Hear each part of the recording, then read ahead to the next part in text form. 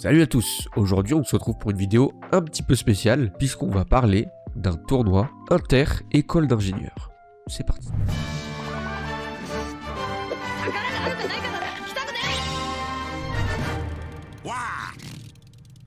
Mais en réalité, c'est qui ces gens qui ont organisé le tournoi? Qui est Cli? Cli en fait c'est une entreprise qui est spécialisée dans la transformation numérique et le développement de solutions digitales sur mesure. Elle va bosser sur de nombreux domaines, que ce soit l'agilité, l'UX, le web, le data, la cybersécurité, le développement Ops et le cloud.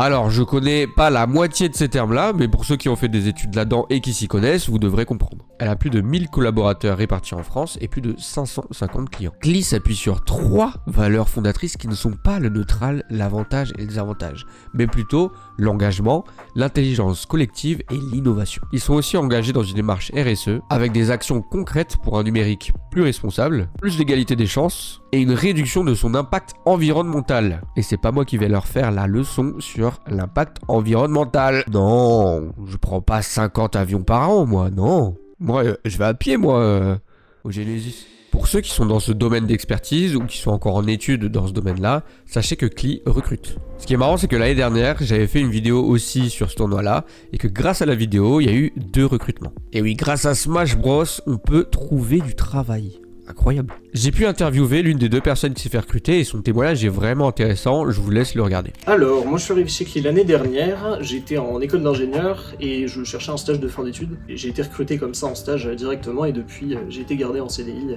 Et donc pour la petite histoire, moi je suivais la scène Smash Bros, notamment les vidéos de Gluttony.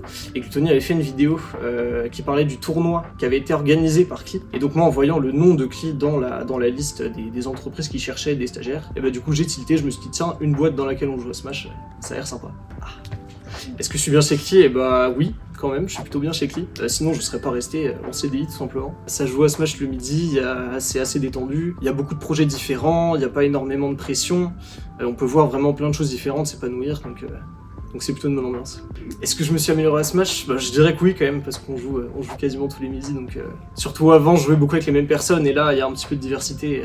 En termes de niveau, de perso, donc ouais, je pense que je me suis amélioré. Même si ma performance au tournoi de cette année n'a pas été aussi bien que ce que j'aurais voulu, mais j'ai pu quand même m'améliorer et je vois que je progresse.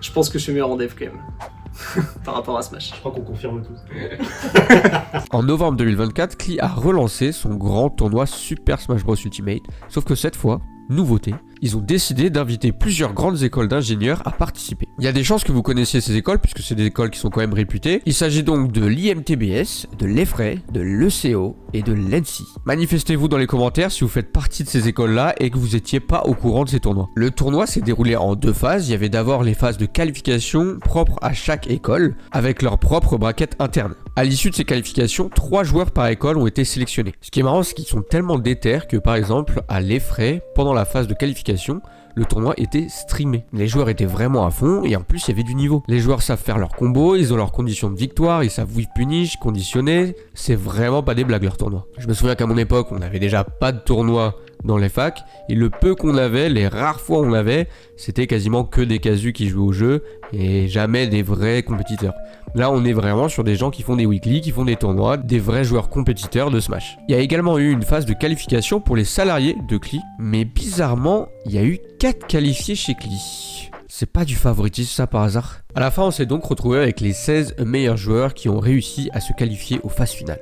Cette dernière phase s'est déroulée dans les locaux de Cli. En 2023 j'ai pu y participer, malheureusement en 2024 j'étais pas disponible, j'avais un gros major aux États-Unis, j'ai pas pu y aller, mais je vais vous faire un petit retour sur les moments forts. Ce qu'il faut savoir c'est que dans ce tournoi, il faut différencier 2 types de joueurs. On a les joueurs qui sont là vraiment pour la hype, pour la beauté du jeu, pour s'amuser, pour le fun. Ils jouent des personnages comme Ganondorf, Marth, Zelda. On a vraiment du fun et de l'amusement. On a une Samus qui, à peine la partie commencée, elle court, elle se SD. Et on a l'autre partie qui est un peu plus là pour tryhard, un peu moins pour le fun, un peu moins pour le beau jeu, qui joue des Game & Watch, Greninja, etc. On a quand même eu des matchs très intéressants et très hype. Par exemple, on a eu la Zelda de Haken contre la Samus de Cad.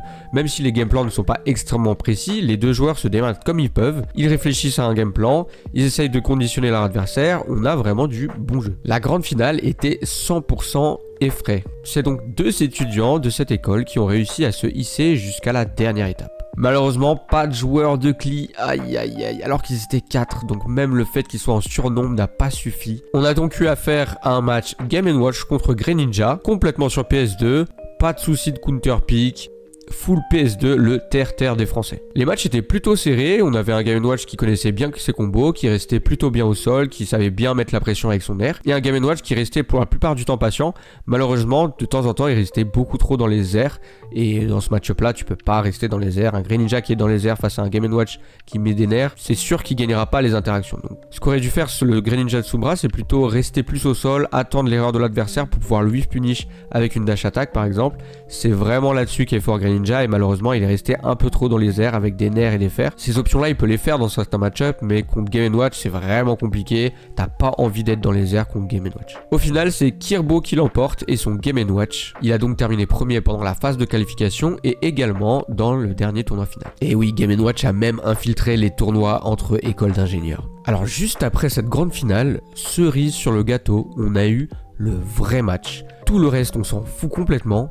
Cette fois-ci, c'était la vraie finale. Les finalistes Kirbo et Sombra ont eu l'honneur d'affronter Susu et Naitoru dans un duel mythique, un double full Ganon. C'était ça la vraie grande finale, mais malheureusement, c'est Susu et Naitoru qui l'ont remporté. Les deux finalistes de l'Effray n'ont pas eu assez de puissance pour réussir à défaire l'équipe ultime, le duo Susu-Naitoru et leur double Ganon maléfique. Ce qui m'étonne à chaque fois, c'est que comme vous pouvez le voir à l'écran, la venue est clean, grande, il y a des télés pour mieux regarder les streams. On est vraiment sur une réelle organisation et un truc clean. Je me souviens encore des tournois à l'époque de Smash 4, c'était pas du tout aussi clean que ça. Ils ont vraiment fait du bon boulot, ils peuvent être très fiers d'eux et j'espère qu'ils remettront ça en 2025. Je trouve ça vraiment cool qu'une entreprise comme ça s'investisse autant dans des tournois Smash. Ils ont même envoyé certains de leurs joueurs, certains de leurs salariés à des gros tournois français comme l'UEFA. J'en parle souvent dans mes interviews quand le sujet est abordé et je trouve que cette façon de lier un métier avec l'activité de Smash Bros sur le côté, c'est la façon optimale d'aborder la compétition sur Smash Bros.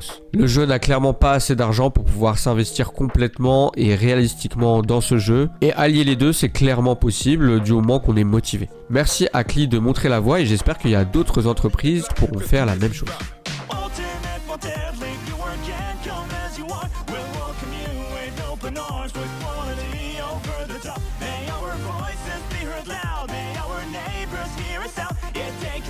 And grab a drink, watch our players make us proud, or show us your dazzling moves.